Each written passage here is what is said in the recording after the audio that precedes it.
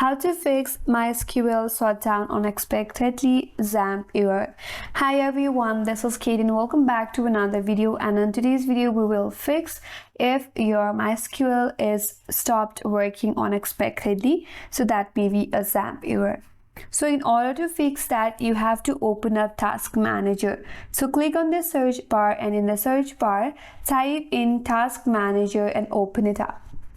So once you open it up, or once you have opened up your Task Manager, on the background process you have to scroll all the way down and head towards this XAMPP section. Here you will find your mysqld.